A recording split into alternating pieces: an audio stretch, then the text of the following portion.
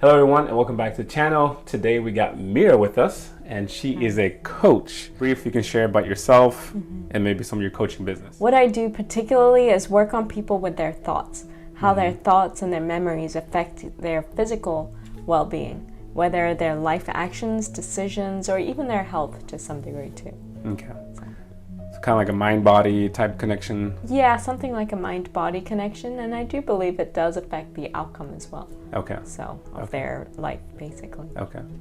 Just maybe like from a personal perspective, if you were to say one or two things, like what are some things that you feel like people should think about? What's important, like an important aspect of life that you think this would be good to think about? Right. Okay. So I've had hundreds of clients over the last 5 years, and the biggest thing I notice with clients, and myself included, sometimes we just react or respond, and we don't really think twice about the response.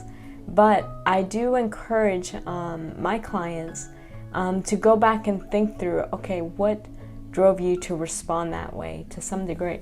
Or even if it's a physical ailment of some sort, which I had a few of, which got me into the therapy in the first place, was seeing how the thoughts and body connect and how it does have an effect on our lives as well. Right. So as far as maybe I'll go back a little bit about my own journey throughout this thing, and that might help answer some of the questions too. But for me, about 5 years ago, my friend told me, actually, she said, Meera, there's a thought process you're having, there are emotions you're having and not dealing with, that's affecting your health. And I did have a couple health issues that were serious, and I never saw, coming from a medical family, I thought, there's no way, it's just medical and that's all it is. But then as I started dealing with the thoughts, or as I started dealing with the memories, especially the traumatic ones, whether sexually, physically, even verbally, whatever it was, and I just keep replaying them as if it was happening now, and it would have an effect on my body. My body would just respond or react as if I was in some imminent danger all the time. Okay. But that's a big part of why I believe thoughts and the way we speak all affects our body and our lifestyle. So you're kind of saying that the first thing you said was, how before you react, to maybe think about how you react or even respond to a circumstance or situation. Even after you react or respond, think back to how you reacted, and to not that you have to psychoanalyze yourself, but almost asking yourself, why did I respond that way? Though why is not always a good question, because sometimes that becomes an excuse of why I respond that way. But okay, what did I hear? What did I see? What did I think? What did I feel when that person asked me that question, or when I saw that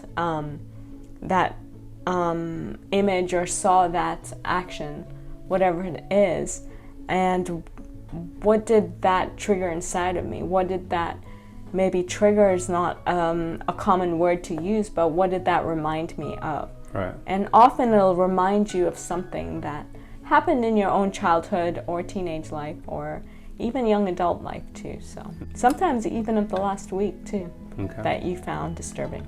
Yeah. Okay. Great. And have you noticed like a growth in yourself with kind of using this, I don't know if you want to call it a method, or it kind of sounds like you're becoming a bit more consciously aware of behavior maybe? Yes. And like patterns of behavior? Yeah. It's funny because it's a conscious awareness of the unconscious. So you have most of your mind is driven by your unconscious. Nearly 80, the number keeps changing every year. So like 80%, I've seen 80%, 85% to 90%, to even more than that, that's driven by your unconscious. So it's almost like being consciously aware of your unconscious, which you don't realize till after you've done something, and then you think back and it's like, wait a second, what was the programming stored inside of me as a child, as an adult, or whatever it was. Yeah, I'm just starting to learn about kind of that we have I feel like for me it was such a, if you want to call it a wake up moment, that we have a conscious mind and a subconscious mind, and knowing that our subconscious mind drive most of our behavior, which to me was like mind boggling. Right. So I think like you were saying, that kind of first step is maybe being consciously aware that Yeah. Your subconscious mind is what drives a lot of your, maybe most of your behavior and your response. Especially the things that you think irritate you. It's like, why do I keep saying that? Right. Why do I keep acting that way? And you get irritated with some of those actions. Right. Often it's driven by subconscious stuff that's been stored. So one thing I've noticed lately is, you know, my wife, if she probably watch this, she'd have a good laugh.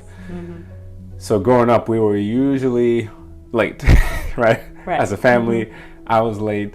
And in my mind, I've noticed, I tell myself, like, why am I always late?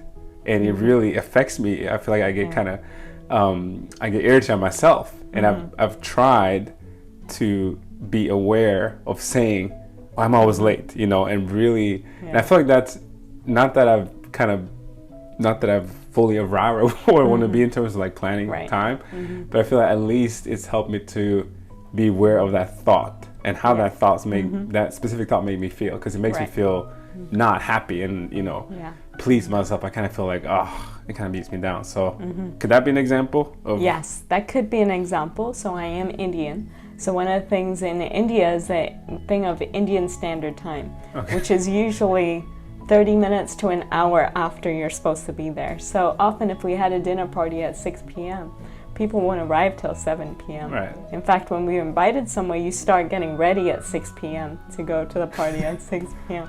So I understand being late. It's just a unconscious, I don't know, philosophy or unconscious standard that the family, and in our case, the country, just does, just because you're part of that culture. Yeah. But it's not there. That's the important part, is there's no judgment to it. Right. There's no judgment to why I'm late, even though here in the States there's more of a standard of be on time, respect other people's time and things like that, and you're usually on time to events unless traffic. But for the most part, there's a sense of, it's just different cultures. Yeah. So if you look at it without judgment, because there's no judgment with it, you're able to change it better. Versus, man, why am I always late? I'm such a terrible person, and then you spiral down. If people start practicing this or become more aware, like how would that kind of help people, society?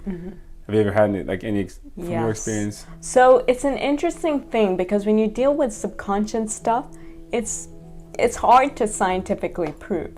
It's hard to show the 1 + 1 = 2 in the science, because it's a subconscious. It's not, like I just said a few minutes ago, that each year the amount we're driven by the subconscious keeps changing too. It's like, how do you prove what's in the subconscious when there's no, I'm sure scientists are trying to figure out what exactly is stored in the subconscious there too, and that, I don't know if we can really prove it. So yes, I have seen different things from my clients. As weird as, the weirdest one I've seen is an adult. She's in her 40s now, but we worked on her and she found her birth mother, which she had never known before. But once we started working on the memories and the trauma, it was a weird coincidence that, oh wow, and you just found your birth mother coincidentally the week after you start working on your thoughts. Now, as far as all the electrical energy and all that stuff, I don't know. I can't scientifically prove any of that.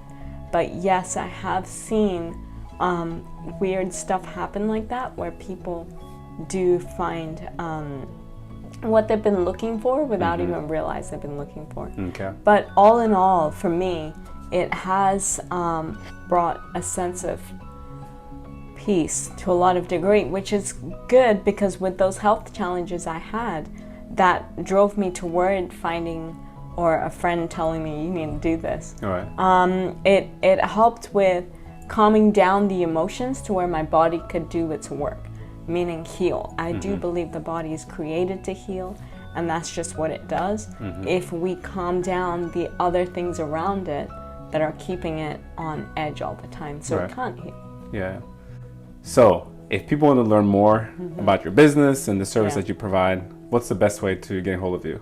Well, my website is called MeeraValenciaCoaching.com. So it's Meera, M-E-E-R-A, ValenciaCoaching.com. And I'll put that in the notes as well, so they have There's a link there that has a contact page. So that would be the best way to contact me. And yes, I've seen clients as far as Bahrain to India to even Finland, all sorts of areas, places. And definitely all over the United States as well. Okay. Because most things are on Zoom anyway. Right. So, yes. If you were to say one thing that you feel like your coaching business really offers that you feel like has great value, maybe it's hard, but you feel like there's one thing that you feel that that you believe really provides a value for people? Yes. I do believe the coaching does help with provide another option of just calming down the emotions so you can see and make better decisions and choices. Yeah, that's great. Yeah. I mean, I think personally, I mean, if I feel emotional, like if I look back at my life, yeah, and there's times I made decisions that today I think was an unwise decision because I was emotional. Things that I said, things that maybe didn't say, you know, how I reacted maybe physically. Yeah. So I think I certainly see the value if you can, if you can be able to make maybe rational decisions when you're feeling emotions. Like if the whole people in the whole world grew in that area. Yeah. Like when we are emotional, maybe we get triggered, or you know something happens, you know, it kind of triggers emotions. Yes. And maybe you want to, you know, you have the fight-flight response. You want to lash back. And if I think of all the conflicts that occur because of people in the moment, they feel angry, furious, whatever. And if they can find a way to maybe process that in a healthier way, so that, hey, I'm feeling angry at you, but I'm not gonna do this because that's destructive. Yes. I think that would be really good. Yeah, it would be, and like you're not outward. I've known you for a while, but you're not an outwardly emotional person, as what we would call emotional. I'm from Norway, so right. So you have to be proper to some degree, right? Yeah. So calming down, but the emotions are not always dramatic as what we could think. Sometimes they're just internal. Right. But then also not having an emotion is an emotion too, because it's ways you've trained yourself. Right. But I do believe that it will help with a lot of addictions, whether drugs, smoking, alcohol, whatever the addiction are, which during COVID is a good time to start one. Even if it's just binge watching TV or YouTube or something, they're all addictions. So yes, I do believe when we see the connection, or we're able to discern the difference between emotions, thoughts, and even beliefs in there too. Like because of the emotions and thoughts, you start creating a belief about the world or about your life that affect the way you do things. Awesome. Yep. Well, I appreciate it. So thank you for your time, and for you guys at home, hopefully you enjoyed it, and hopefully we can all maybe grow in being able to make decisions that are not always based on emotion, whether that is emotion that is shown, or maybe something that's just internal, but to find a better way of coping, maybe. Yes, maybe not. Coping, or even just better decisions. Better decision. There you go. So thank you for watching, and hope to see you next time. Thank you.